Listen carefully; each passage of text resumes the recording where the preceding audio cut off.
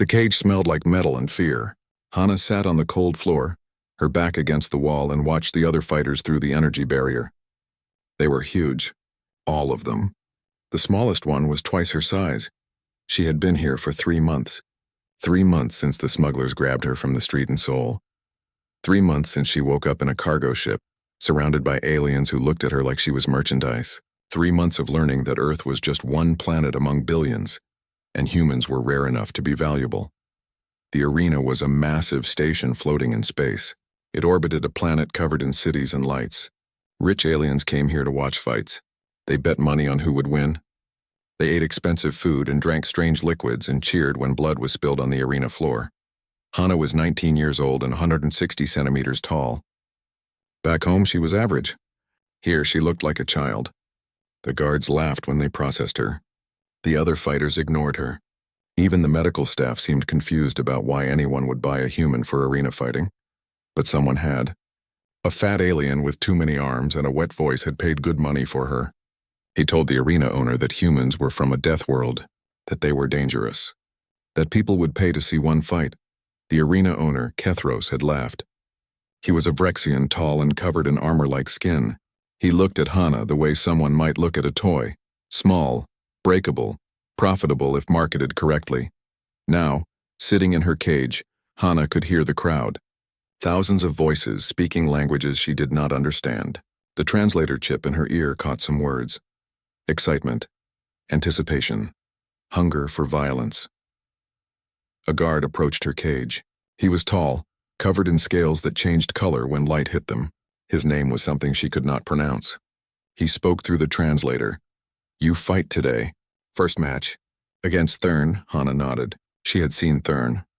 He looked like a rhinoceros that learned to walk on 2 legs. Thick skin, heavy body. He weighed maybe 400 kilograms, maybe more. The guard handed her a weapon through the barrier. A shock baton, the weakest weapon in the arena.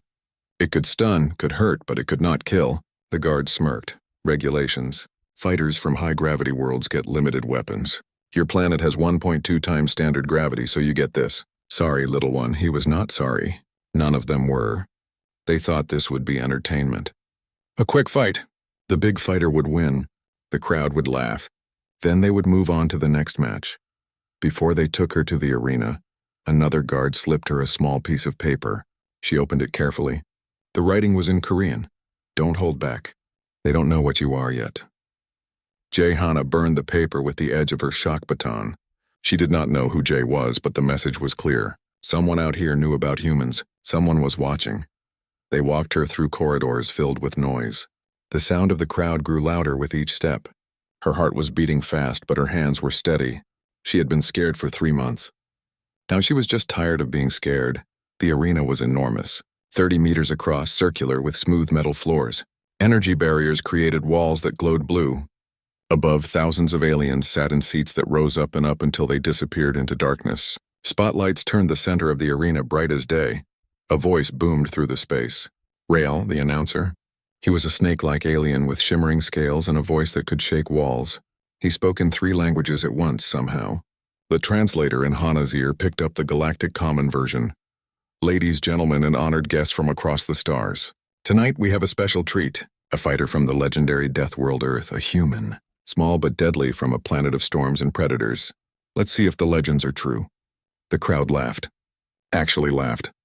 Hana heard it echo around the arena. She stepped into the light and the laughter grew louder. Someone shouted something. Others joined in. They were mocking her. Across from her, Thurn entered the arena. He was massive. His skin was gray and thick like armor. His eyes were small and mean. He raised his arms to the crowd and they cheered. He was a mid-level fighter, popular enough to have fans. Rael's voice rang out again. Thurn has won 47 matches. He is strong. He is unstoppable. Can the little human survive even 5 minutes? Place your bets now. Hana looked at Thurn. She looked at the crowd. She looked at the weapon in her hand. Then she looked up at the viewing boxes where the rich aliens sat. Somewhere up there, maybe, was the fat alien who bought her. Somewhere up there was Kethros counting his money. A klaxon sounded. The fight had begun. Thurn charged. It was a standard move, meant to scare. Most fighters would dodge or run. Hana did neither. She ran forward, directly at him. The crowd's laughter stopped, replaced by confused sounds. At the last second, Hana dropped low. She slid under Thurn's legs, moving fast. Her small size was an advantage here. Thurn tried to stop, tried to turn, but momentum carried him forward. Hana was already behind him. She struck the back of his knee with the shock baton.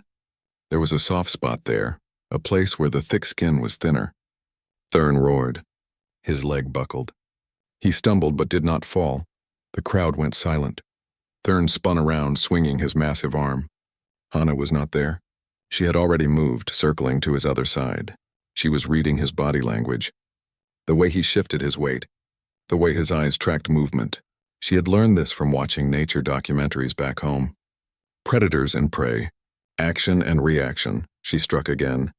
This time at the base of his spine. Another nerve cluster. Thurn's back arched. He dropped to one knee. In the announcer's booth, Rael leaned forward. His scales were shimmering with colors that meant excitement in his species. This was not supposed to happen. This was supposed to be easy. But the little human was winning. Thurn was angry now. He swung wildly, abandoning technique. Each swing could break bones if it connected. But Hana moved like water, flowing around each attack. She was faster. Not because of enhancements. Not because of technology. But because Earth's gravity had made her muscles dense and her reflexes sharp. And then Hana stopped dodging. She planted her feet and looked directly at Thurn. She was breathing hard, but her eyes were calm. Cold. She smiled. It was not a happy smile. Thurn saw that smile and something in his brain screamed danger. He took a step back. It was instinct. The same instinct that made prey animals run from predators. Hana moved. She was so fast that several people in the crowd stood up in shock. She jumped onto Thurn's back, wrapping her legs around his torso and her arm around his thick neck. It was a chokehold, an old technique from Earth. From a time when humans had to fight with bare hands to survive. Thurn thrashed. He slammed his back against the arena walls. Hana held on. Her face was pressed against his shoulder. Her grip tightened. 20 seconds passed. 30. Thurn collapsed. The arena was completely silent. Hana released her hold and stood up slowly. She looked down at Thurn's unconscious body. Then she raised her head and stared at the crowd. Her chest was heaving. Her eyes scanned thousands of alien faces. She did not celebrate. She did not smile. She just stood there like a predator standing over a kill, waiting to see if anyone would challenge her. In a medical bay above the arena, a human doctor named Minho closed his eyes and let out a long breath. He had known this would happen. He had seen videos from Earth. He knew what humans could do. But most of the galaxy did not. Now they would learn. In a holding cell, a scarred human man named Juno allowed himself a small smile. He had been fighting in these arenas for 8 years. He had been waiting for this moment. Waiting for someone to remind the galaxy why Earth was on the restricted list. The message had been sent. The Death Worlder had arrived. And nothing would ever be the same. The video went viral in 6 hours. Hana did not know what viral meant in galactic terms, but she understood the results. The guards looked at her differently now. The other fighters stopped ignoring her. Even the food improved. Someone had decided she was worth keeping alive. She sat in her cage and watched the footage play on the screens outside. The arena had cameras everywhere. They caught everything. Her slide under Thurn's legs. The strikes to his weak points. The chokehold. The moment he fell. But what played most often was the final shot. Hana standing over Thurn's body, looking up at the crowd with those cold, calm eyes. That image was everywhere now. On news feeds. On betting sites. On social networks across a dozen star systems. The comments were interesting. Most were shocked. Some called it fake. Others demanded she be tested for enhancements. Medical scans proved she was natural. No cybernetics, no genetic modifications. Just a baseline human who happened to be very good at fighting. Rael visited her cell on the second day. The snake-like alien slithered close to the barrier, his scales flashing colors that the translator said meant curiosity and greed. You are famous now, little human. Do you understand? Billions have watched your fight. They want to see more. Hana said nothing. Rael continued. Kethros wants to schedule your next match. 3 opponents this time. The crowd demands a real test. They say one opponent was too easy. When? Hana asked. 5 days. We need time to promote it properly. The betting markets are going crazy. People are arguing about whether you got lucky or if humans are really as dangerous as the old reports say. What do the old reports say? Rail's scales flickered. That your planet is a nightmare.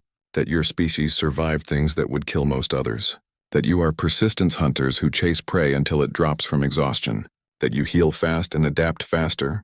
That your immune systems can fight diseases that would wipe out entire populations. He paused.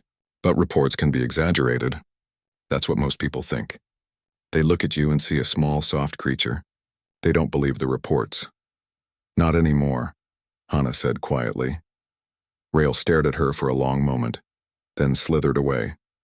That night, someone cut the lights in her section. In the darkness, Hana heard footsteps. She tensed, ready to fight. Then a voice spoke in Korean. Do not attack. I am human. A man stepped into the dim light from the corridor. He was maybe 35, with scars on his face and arms. His eyes were hard but not cruel. He moved like a fighter, like someone who had survived too many battles.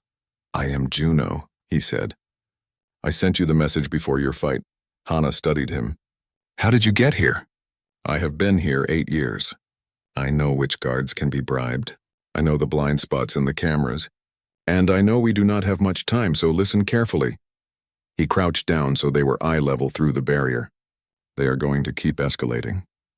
3 opponents next week, then 5, then 10. They will keep raising the stakes until either you lose or something breaks. That is how the arena works. They milk every fighter until there is nothing left. So what do? You win, you keep winning, and you make it scary. Make them afraid. Not just of you, but of all humans. Make them remember why they put Earth on the restricted list. Why? Because if they are afraid enough, they will want you gone. They will want to send you back to Earth just to get rid of the problem. That is our way out. We make you too dangerous to keep. Hana processed this. There is another human here. A doctor. Minho, he is helping. He is the one who arranged this meeting. He cannot be seen talking to you, but he is on our side. Juno glanced at the corridor. I need to go. Remember what I said, Win, be terrifying. Make them regret ever taking you from Earth. He disappeared into the darkness. Hana sat alone again, thinking about his words. Make them afraid. Make them regret. She could do that. The next day, Minho came to examine her. He was older, maybe 50, with kind eyes that looked tired. He spoke quietly while checking her vitals. Your body is adapting well. No serious injuries from the fight. Your healing rate is impressive, even for a human. He paused. Juno talked to you? Yes, good.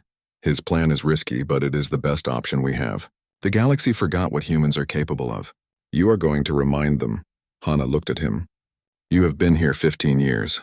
Why did you not leave? Minho smiled sadly. I came here legally. I was recruited. I thought I was helping with medical research. By the time I realized what this place really was, I had a comfortable life. A good salary. Respect. I told myself I was not like the fighters. I was not captured. I chose this. He put down his medical scanner. But watching you fight, seeing you captured and forced into this, I cannot pretend anymore. So I am helping. However I can. The days passed slowly. Hana exercised in her cage, push-ups, sit-ups, shadowboxing. The other fighters watched her with new respect. Some even tried to talk to her through their translators. She ignored them. The arena staff prepared for the next fight like it was a festival. New banners appeared. Advertisements played constantly. Ticket prices tripled. Rich aliens from across the sector booked private viewing boxes. Rail announced the opponents. 3 fighters, all mid-tier. Vrenna, who had 6 arms and specialized in grappling. Thok, who was heavily armored and incredibly strong. Kess, who was fast and used claws like knives. The arena was modified for the fight. Pillars and barriers were added. Elevated platforms created different levels. It was designed to favor teamwork and tactics. 3 against 1. On the morning of the fight, Hana sat in her cage and thought about Earth.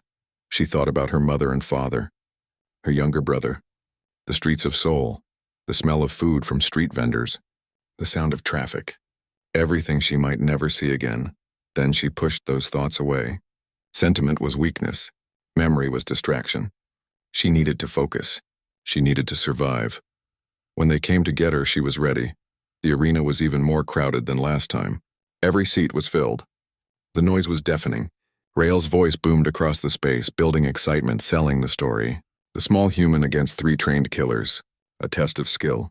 A battle for the ages. Hana walked into the light. This time, nobody laughed. The crowd watched her with nervous energy. They had seen what she could do. They knew this might not go the way they expected. Her 3 opponents entered from different gates. They spread out immediately, surrounding her. They had a plan. They had trained together. They were professionals. Hana was given a plasma blade this time. Still set to non-lethal, but better than the shock baton. She tested its weight. Good balance. Sharp edge. It would do. The klaxon sounded. The 3 fighters moved as one, closing in from different angles. Professional, coordinated, dangerous. Hana smiled, and then she moved. Hana did not charge. She ran straight at Kes, the fastest one. The cat-like alien expected her to dodge or retreat. Instead, Hana closed the distance in seconds and slid past Kes at the last moment, using the alien's body to block the other 2 fighters. Thok charged forward, his heavy armor making the floor shake. Hana jumped onto one of the pillars, climbing with quick, easy movements. Her fingers found holds that other species would miss. Her muscles, built strong by Earth's gravity, pulled her up without effort. From the high ground, she watched them regroup below. They were communicating, adjusting their plan. Good. Let them think they could adapt. Let them believe they had a chance. Vrenna started climbing after her, all 6 arms gripping the pillar. Hana waited until the alien was halfway up, then dropped. She fell straight down, landing in a crouch that absorbed the impact through her bent knees. A fall that would shatter most aliens' bones barely slowed her down. She rolled forward as she landed, coming up behind Thok. The heavily armored fighter spun to face her, but Hana was already moving. She struck at the gap in his armor at the back of his knee.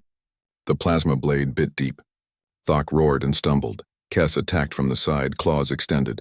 Fast, very fast. But Hana saw it coming. She had been watching how Kes moved, how the alien shifted weight before striking. She parried with the plasma blade, then grabbed Kes's wrist and twisted. It was a judo move old as dirt on Earth. Leverage over strength, technique over power.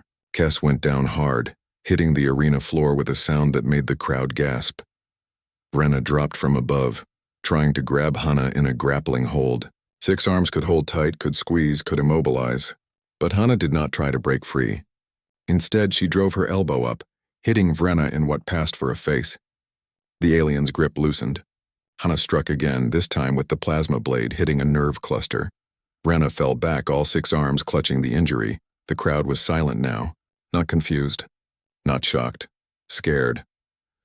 Hana stood in the center of the arena, breathing hard but steady. She looked at her 3 opponents. Thok was on one knee, struggling to stand. Kes was curled up, protecting injured ribs. Vrenna was backing away, making sounds that the translator said meant pain and fear. And Hana was just getting started. She moved forward, not rushing, not charging, just walking, one step at a time, patient, relentless.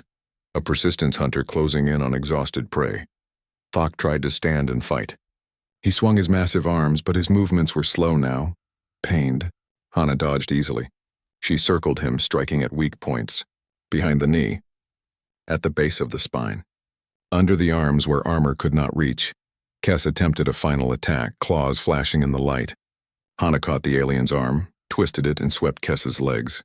The cat-like fighter went down again and stayed down this time. Vrenna tried to surrender, raising all 6 arms in a gesture that meant submission in galactic combat. But Hana had to make this memorable, had to make it terrifying, so she kept coming.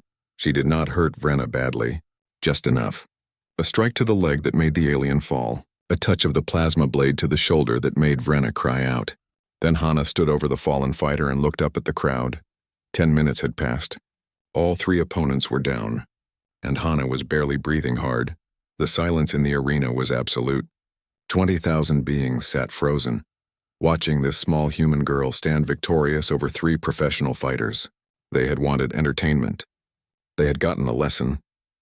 Rael's voice finally broke the silence, but it was shaky now, uncertain. He declared Hana the winner. The crowd did not cheer. Some beings stood and left. Others sat in shock. Many were already pulling out communication devices, sending messages, making calls. In the medical bay, Minho was treating the injured fighters. Thok would recover but would need days of rest. Kes had broken ribs. Vrenna was mostly just scared. Minyo worked quietly, efficiently, and thought about what would come next. That night, while Hana slept in her cage, something happened across the galaxy. A message was sent. Anonymous. Untraceable. It went to news networks, military commands, and government offices across dozens of systems. The message contained footage of both Hana's fights. And it contained one line of text. "This is what you created when you took one of ours. Imagine what happens when we come for her." Panic spread faster than the videos. Intelligence agencies scrambled to trace the message.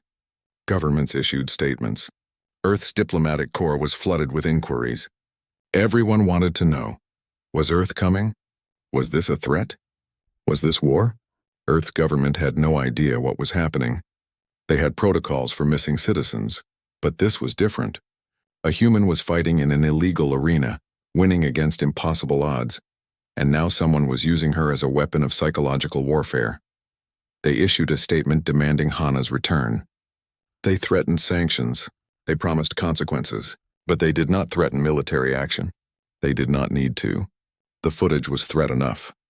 On the arena station, Kethros was furious. His profitable enterprise was becoming a liability. Sponsors were withdrawing. Betting markets were crashing. Several species had filed formal complaints with the Galactic Council. He called a meeting with his advisors. The topic, what to do with the humans, send her back, one advisor said. Give Earth what they want, and this before it gets worse, Kethros refused. She is making us famous. Every being in the galaxy knows about this arena now. We just need to manage the situation, another advisor spoke. Have her fight Crix, the champion. If she loses, the story ends. If she wins, we have the greatest fight in arena history. Either way, we profit. Kethros considered this. Crix was undefeated in 847 matches. He was 3 meters tall, had 4 arms, and had never lost a fight. If anyone could beat the human, it was him. Schedule it, Kethros ordered. 1 week from now, champion versus the Death Worlder. Market it as the ultimate test. When Hana heard about the fight, she showed no emotion. Crix was famous. She had watched footage of his matches during her time in captivity. He was good, very good, but he was also predictable. He had a style, patterns, habits, and Hana was a fast learner. Juno visited her again, this time more openly. The guards were too nervous to stop him. They had seen what Hana could do. They did not want to anger another human. The plan is working, he told her. The galaxy is scared. Earth is angry. Kethros is losing control. After you fight Crix, we make our move. Win or lose, we are getting you out. Hana nodded. What about the others? The other fighters? Juno smiled grimly. When we go, we are causing chaos. In chaos, many can escape. Not just you. The week passed slowly. Hana trained in her cage, working through movements, practicing strikes, building endurance. She ate well, slept when she could, and prepared her mind for what was coming. Crix himself visited her the day before the fight. He stood outside her cage, his forearms crossed, his mandibles clicking softly. You are impressive, he said through the translator. I have watched your fights. You have skill. But skill alone will not be enough tomorrow. Hana looked up at him. Why are you here? To warn you, I do not want to kill you, but I will if I must. Surrender when you know you are beaten. There is no shame in losing to a superior opponent. Hana stood and walked to the barrier, looking up at the massive champion. I have been taken from my home, sold like property, forced to fight for the entertainment of beings who see me as a curiosity. I have no intention of surrendering. Not to you, not to anyone, not ever. Crix studied her for a long moment. Then he nodded slowly. I understand. Tomorrow, then. May the better fighter win.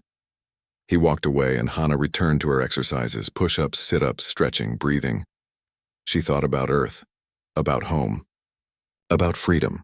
Tomorrow she would fight the undefeated champion. Tomorrow she would either win her freedom or die trying. There was no middle ground, no compromise. And as she lay down to sleep that night, Hana felt something she had not felt in months. Not fear, not anger, but determination. Pure, cold, unbreakable determination. The galaxy had made a mistake when it took her. It had made a mistake when it tried to cage her. It had made a mistake when it underestimated what a human could do when backed into a corner. Tomorrow the galaxy would learn. Tomorrow they would understand.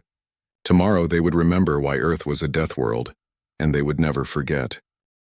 The arena had never been this full. Every seat was taken.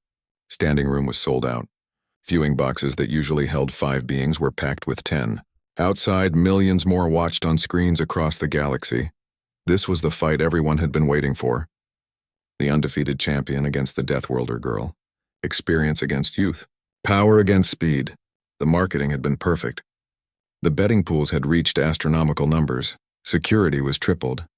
Medical teams were on maximum alert. Even Kethros was nervous, though he hit it well. This fight could make him rich beyond measure, or it could destroy everything he had built. Hana walked through the corridor toward the arena. Guards flanked her, but they kept their distance. They had learned. She was calm, her breathing steady, her mind clear. She had reviewed footage of Crix hundreds of times. She knew his patterns, his strengths, his few weaknesses, but knowing and doing were different things. Crix was champion for a reason. He had defeated opponents from 200 different species. He was smart, adaptable, and ruthless when necessary.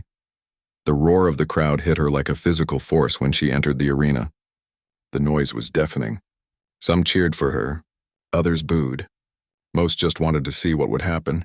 Crix was already there, standing in the center of the arena. He looked even bigger under the bright lights. 3 meters of muscle, armor-like skin, and forearms that could crush steel. His mandibles clicked in what might have been a greeting or a challenge. Rael's voice boomed through the arena. Ladies, gentlemen, and honored guests, the moment has arrived. 847 victories, never defeated. The champion of champions, Kree! The crowd roared, and facing him, the human from the death world Earth. 3 victories, 3 devastations. The persistence hunter, Hana! The crowd roared again, louder this time. Fear and excitement mixed together. Both fighters were given identical weapons. Plasma blades, mid-level intensity. Enough to hurt, to disable, but not to kill easily. The rules were simple. Fight until one surrenders or cannot continue. No time limit, no interference. Hana and Crix faced each other across the arena floor. For a moment there was silence. Even the crowd seemed to hold its breath. Then the klaxon sounded. Crix did not charge. He was too experienced for that. He advanced slowly, deliberately, cutting off angles with his superior reach. His forearms moved in a pattern, each holding or ready to hold a weapon or make a grab. It was like fighting 4 opponents at once. Hana circled, maintaining distance, watching. She was looking for the pattern. Every fighter had one. Even champions. Especially champions. They got comfortable with what worked. They stopped adapting because they did not need to. Crix struck first, a testing blow with one arm while the others positioned for follow-up attacks. Hana dodged, but barely. He was fast, faster than she expected for someone his size. They exchanged blows for several minutes, neither gaining advantage. Crix was applying pressure, forcing Hana to react, to defend. She let him. She was studying his rhythm, the way he shifted weight, the tiny pause between attacks. Then she saw it, a pattern in his footwork. When he attacked with his upper right arm, his lower left leg took more weight, just for a fraction of a second. But that fraction was enough. Hana changed tactics. She stopped retreating. She moved forward inside his reach, where his long arms became a disadvantage. Crix adjusted, but not fast enough. She struck at his lower left leg, right at the joint. Crix grunted in pain, but did not fall. He spun, trying to catch her with a sweeping arm. Hana was already gone, rolling away, coming up in a crouch. The crowd was on its feet now. This was not going how they expected. Crix was not dominating. He was being challenged. Really challenged. Minutes passed. 5, 10, 15. Both fighters were breathing hard now. Sweat dripped from Hana's face. Crix's mandibles were clicking rapidly, a sign of stress in his species. But Hana's breathing was controlled. She was pacing herself. This was what humans did best. Endurance. Outlasting. Running prey into the ground through sheer persistence. Crix's movements were slowing. Not much, most would not notice, but Hana saw it. His attacks were a fraction slower. His recovery time was increasing. He was tiring. 20 minutes into the fight, Crix made his first major mistake. He overextended on a lunge, putting too much weight forward. Hana saw it coming. She had been waiting for it. She sidestepped and struck at the exposed joint in his armor. The plasma blade bit deep. Crix roared and staggered. Hana pressed forward, not giving him time to recover. She struck again and again. Each hit precise, calculated, targeting weak points. Crix tried to rally. He swung wildly, desperately, but desperation made him sloppy. Hana ducked under an arm, spun around him, and struck at the base of his spine. Crix's legs buckled. He fell to one knee, breathing hard, mandibles clicking rapidly. The crowd was silent. This was impossible. The champion was losing. Hana stood in front of him, plasma blade raised. She could end it now. One more strike. But she waited. This was not about winning. This was about the message. Crix looked up at her. Their eyes met. In that moment, something passed between them. Recognition, respect, understanding. Crix lowered his head. It was submission, surrender. The undefeated champion had been defeated. The arena exploded into chaos. Some cheered. Others screamed in denial. Many simply stared in shock. The betting markets crashed. Fortunes were won and lost in seconds. Rael's voice was shaking as he declared Hana the winner. History had been made. The impossible had happened. A human girl from a backwater planet had defeated the greatest champion in arena history. Hana lowered her blade. She was exhausted, every muscle screaming, but she did not show it. She stood straight, looked up at the crowd, and waited. In the control room, Kethros was screaming orders. Security was scrambling. Something was wrong with the systems. Lights were flickering. Doors were opening. Alarms were blaring. Juno had activated his plan. Electromagnetic pulses hit the security grid. Holding cells unlocked. Fighters poured into corridors. Guards tried to restore order but were overwhelmed. In the medical bay, Minho grabbed emergency supplies and headed for the pre-arranged meeting point. Everything was falling apart exactly as planned. Juno appeared at the arena entrance, fighting through confused guards. He reached Hana and grabbed her arm. "We go, now. Can you run?" Hana nodded. "I can run." They ran. Through corridors filled with smoke and confusion, past guards trying to contain the chaos, past fighters escaping toward docking bays. The entire station was in panic. Minho met them at Junction 7. He handed them access cards and pointed down a corridor. Docking Bay 12. Ship name Persistence. Captain is waiting. Go, they ran. Behind them, the arena was falling apart. Kethros was under arrest. Security had given up. Fighters were escaping. The whole system was collapsing. At Docking Bay 12, a ship waited. Small, fast weapons ready. A Phelan captain stood at the ramp, grinning. "You are late, and you just made me the most wanted smuggler in this sector. Get on board." They boarded. The ship launched immediately, blasting away from the station. Behind them, fighters were escaping in dozens of ships. The arena's security was in ruins. By the time anyone organized pursuit, they would be long gone. Hana collapsed into a seat, finally allowing herself to feel the exhaustion. Juno sat across from her, breathing hard, a smile on his scarred face. "You did it. You actually did it." Hana closed her eyes. Did what made them remember? Made them afraid. Made them understand what humans are? She opened her eyes and looked at him. "Good. Because I never want anyone to forget. I never want this to happen to another human. Ever." The ship jumped to hyperspace, leaving the arena station behind. Behind them, the galaxy was learning. News was spreading. Videos were being shared. The story of the human girl who defeated a champion was becoming legend, and across the stars, beings of 1,000 species were asking the same question. What else can humans do? What else have we underestimated? The answer was simple and terrifying. Everything. The ship called Persistence traveled through hyperspace for 6 days before it was safe to slow down. Captain Tara, the Phelan smuggler, knew all the hidden routes. She avoided military patrols, jumped through systems that most captains considered too dangerous, and never stayed in one place long enough to be tracked. Hana spent those days recovering. Her body healed quickly, faster than Tara expected. The captain had treated injured beings for years, but she had never seen anyone bounce back like this human did. Cuts closed, bruises faded, muscles that should have taken weeks to repair were functional in days. Deathworld biology, Minho explained when Tara asked. Humans evolved on a planet where being injured meant death, so their bodies learned to heal fast, very fast. During the journey, news from the arena station kept coming. The Vrexian Grand Arena was shut down permanently. Kethros was arrested and facing dozens of charges. Crix had retired and given several interviews about his defeat, speaking with surprising respect about Hana's skill. But the real storm was political. Earth's government had demanded answers. The Galactic Council held emergency sessions. Several species issued apologies. Laws were passed making human trafficking a major crime with serious penalties. The videos of Hana's fights had been watched billions of times. Analysis videos broke down every move, every technique, every moment. Military academies studied the footage. Scientists published papers. Philosophers debated what it meant, and everywhere the question was the same. What are humans really capable of? Juno watched the news feeds with satisfaction. This was what he had worked toward for 8 years. Not just escaping, but changing things, making the galaxy understand, making them remember.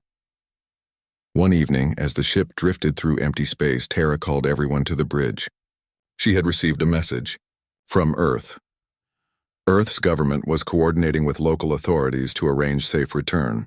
A military escort would meet them at a neutral station in 3 days. From there, Hana would be taken home. Hana felt something break inside her chest when she heard that. Home. She was going home. After months of captivity, fighting, surviving, she was finally going home. She did not cry. She had learned not to cry, but her hands shook and Juno put a hand on her shoulder. You earned this. You survived, you won. Now you get to go home. What about you? Hana asked. Are you coming? Juno shook his head. Not yet. There are still others out here. Humans who were taken. I have leads on 17 more. I need to find them, Minho spoke up. I am staying too. Earth offered me a position back home, but I can do more good out here. The galaxy needs human doctors who understand alien biology, and I need to help clean up the mess I ignored for too long. Hana looked at both men. You saved my life. Both of you. Thank you, Juno smiled. You saved yourself. We just gave you a way out. Everything else? That was you. 3 days later, the Persistence arrived at Waystation Gamma, a neutral trading hub on the edge of human-controlled space. The station was enormous, home to millions of beings from hundreds of species. But when the Persistence docked, the usual chaos of the station stopped. Word had spread. The human girl from the arena was here. Beings lined the walkways to watch as Hana disembarked. Some stared in curiosity, others in fear, many in respect. An Earth military escort waited at the docking bay. 10 soldiers in armor led by a stern-faced officer who saluted when Hana approached. Ms. Hana. Welcome back. We are here to take you home. Hana turned to say goodbye to her companions. Tara gave her a casual wave. Take care, human. Try not to start any more wars. Minho hugged her, something humans did that most aliens found strange. Be safe. Tell Earth we need more support out here. We need ships, resources, people. The galaxy is bigger than they think. Juno was last. He shook her hand, formal and proper. You change things. The galaxy will never look at humans the same way again. That matters. Remember that. I will, Hana promised. And I will make sure everyone remembers. I will make sure this never happens to anyone else. The journey to Earth took 2 weeks. The military ship was fast and comfortable. The crew treated Hana with respect and gave her space. She spent the time adjusting to the idea of home, of normal life, of safety. When Earth appeared in the viewport, blue and green and beautiful, Hana felt tears finally come. Home. She was really going home. The ship landed at a military facility outside Seoul. The landing was supposed to be private, but somehow word had leaked. Thousands of people had gathered at the perimeter, holding signs, waving flags, cheering. Hana descended the ramp slowly, adjusting to Earth's gravity. It felt heavy after months in space, but it felt right. This was home. This was where she belonged. Her family was waiting. Her mother, her father, her younger brother. They ran to her, crying, hugging her, touching her face like they could not believe she was real. The reunion was private, shielded from cameras.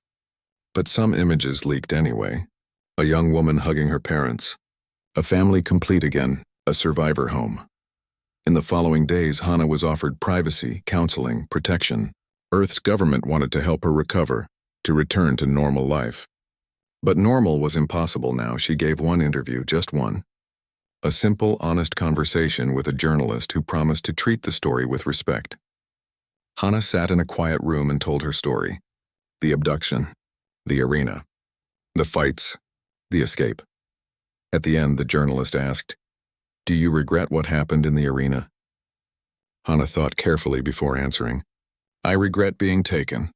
I regret that others are still out there, waiting for someone to find them. But I do not regret surviving. I do not regret fighting. And I do not regret showing them what we are, because now they know. Now they remember. And maybe that means fewer people will suffer what I did." Her words were broadcast across Earth and the galaxy. They resonated.